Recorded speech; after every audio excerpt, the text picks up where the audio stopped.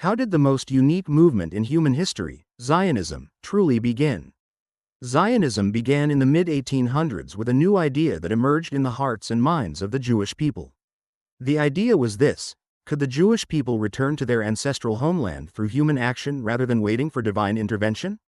This thought was revolutionary. For centuries, Jews longed to return to the land of Israel, but it was understood as a spiritual hope, something dreamed of, prayed for, and ultimately left to God. Now, new thinkers were calling for something different, for Jews to take practical steps toward that hope, to purchase land, build agricultural communities, and revive national life in the land of Israel. What ignited these early sparks of Zionism?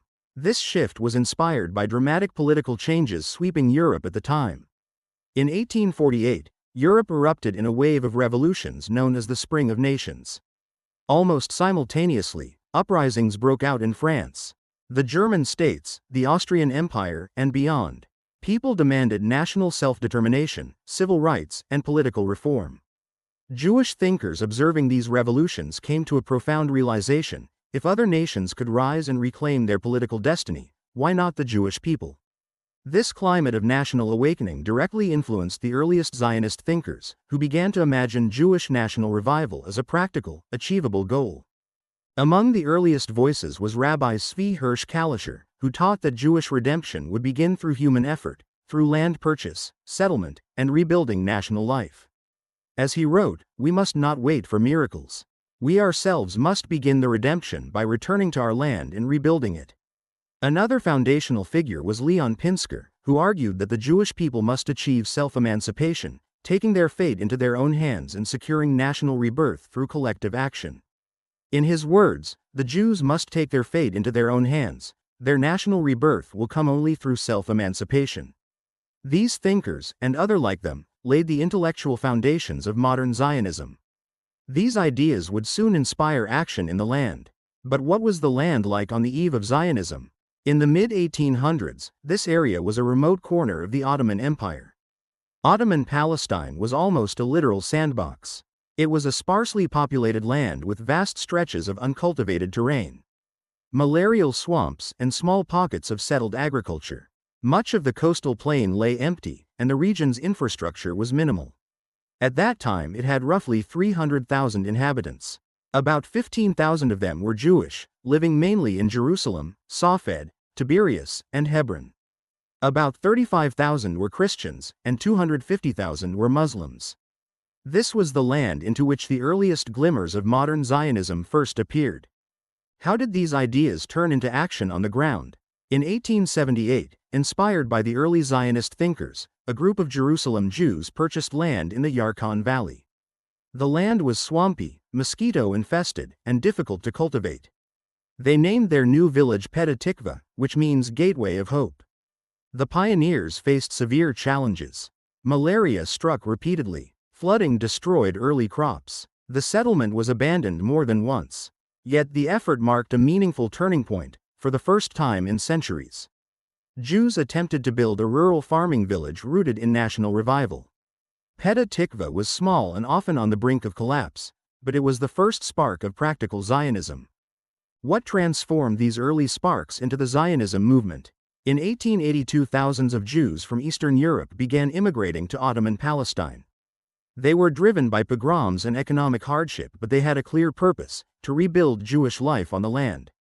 Along with them came a smaller group of Jews from Yemen who were motivated by centuries-old religious longing to return to the land of Israel. This wave of immigration marks the official beginning of modern Zionism, and it is known as the First Aliyah.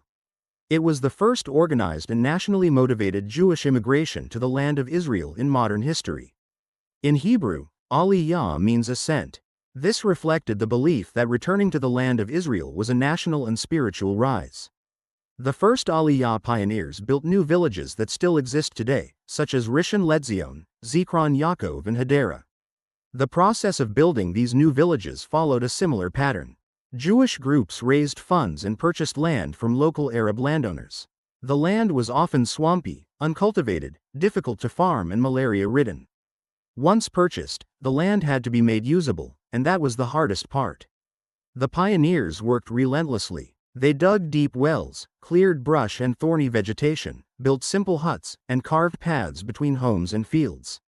Villages were tiny at first, often just 10 to 20 families, and life was basic, with no running water and almost no tools or machinery. They planted wheat and barley, later adding citrus, grapes, and almonds. The First Aliyah pioneers believed national revival required working the land. The challenges were overwhelming. Most of the pioneers had no farming experience. The hard, uncultivated soil made plowing nearly impossible. Water was scarce and tools were primitive. Pests destroyed crops. Winter floods washed away early plantings. Malaria was a great threat. Much of the land was swampy and bred mosquitoes that carried the disease. Many villages failed in their first years. Some were even abandoned and revived later by new groups of pioneers determined to continue the effort. Baron Edmond de Rothschild, a French Jewish banker, eventually transformed the situation. He sent expert agronomists, financed wells and irrigation, created agricultural training programs and paid salaries to keep the villages afloat. Thanks to his intervention, most settlements survived. By the end of the First Aliyah, in 1903, 28 agricultural villages had been established. The essence of the first wave of Zionism was endurance, meeting hardship with determination and transforming barren land into productive agriculture. One of the most extraordinary cultural transformations in modern history happened at that time. It was the revival of Hebrew, the rebirth of an ancient language as a living, spoken national tongue. At its center was Eliezer ben Yehuda. He arrived in Ottoman Palestine in 1881 with the conviction that a modern Jewish nation required a modern, unified language. He made his household the first Hebrew-speaking family of the modern era and raised his son as the first native Hebrew speaker in centuries. Ben Yehuda recognized that Hebrew lacked words for modern, everyday life, so he began creating new vocabulary. In 1890, he helped establish the Hebrew Language Committee, which standardized grammar and coined thousands of new words. In First Aliyah villages, where diverse immigrant families spoke different languages, teachers enforced an all-Hebrew environment. In 1889, Haviv School in Rishon LeZion became the first modern Hebrew-only school, teaching all subjects exclusively in Hebrew, often inventing vocabulary on the spot. Hebrew shifted from a sacred text language into a living everyday language, ultimately becoming the shared national tongue of the emerging Jewish society. Who would finally take this ancient hope and turn it into a modern political movement? His name was Theodor Herzl, a journalist who would become the architect of political Zionism. Born in Budapest in 1860 and raised in Vienna, Herzl grew into a journalist, playwright, and correspondent for one of Europe's most influential newspapers. He believed deeply in full Jewish integration into European society, until 1894, when he was sent to Paris to cover the Dreyfus Affair, the trial of a Jewish officer falsely accused of treason. Watching crowds scream death to the Jews, Herzl realized that antisemitism was not fading but modernizing. From this he drew a radical conclusion: the Jewish people needed political sovereignty, not assimilation. In 1896, he published his book Der Judenstaat, The Jewish State. In it he argued that only a state of their own could secure Jewish safety and allow national revival. A year later, in 1897, Herzl convened the First Zionist Congress in Basel. This historical event created the World Zionist Organization and transformed Zionism from scattered ideas into a structured political movement. After the Congress, he recorded an entry in his diary that would become eerily prophetic: "At Basel I founded the Jewish state. If I said this out loud today, I would be answered by universal laughter. Perhaps in 5 years, certainly in 50, everyone will know it." Herzl spent the rest of his life lobbying world leaders. He met with the German Kaiser, the Ottoman Sultan, and British officials, seeking international recognition for a Jewish homeland. Exhausted by relentless political work, he died in 1904 at the age of 44, decades before his vision was realized.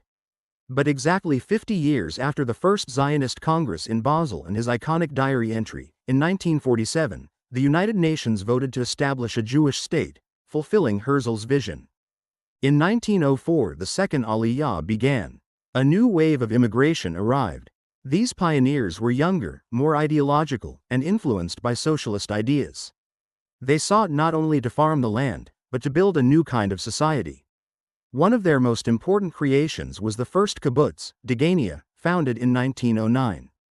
Degania represented a new model, collective ownership, shared labor, communal decision-making, and agricultural self-sufficiency. It marked the beginning of the kibbutz movement, which would become central to Zionist settlement in the decades ahead.